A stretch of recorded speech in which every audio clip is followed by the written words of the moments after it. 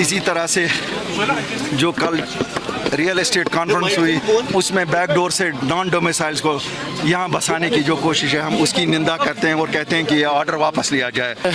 यहाँ पे हम किसी भी तरीके की कोई भी डेमोग्राफी चेंज करने नहीं देंगे, हम उसके बिल्कुल खिलाफ हैं।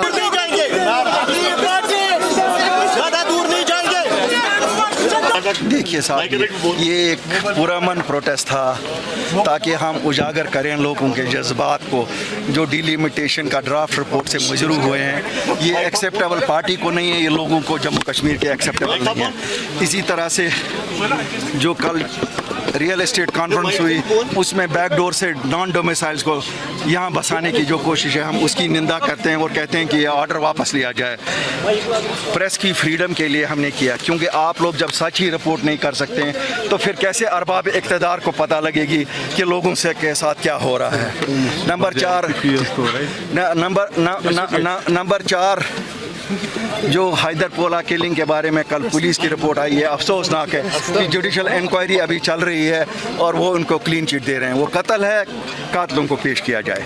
इसको किस तरीके से आप देखते हैं कि जिस तरीके से अब आज भी प्रोटेस्ट आपको नहीं करने दिया, आपकी आवाज़ नहीं आगे पहुंचाने दी गई? देखिए, वी बिलीव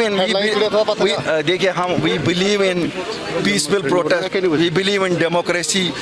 हमें मालूम है कि ये जो यहाँ इस वक्त इक़्तिदार में है, ये अपने इक़्तिदार को एक्सटेंड करने के लिए ऐसे हरबे इस्तेमाल कर रहे हैं।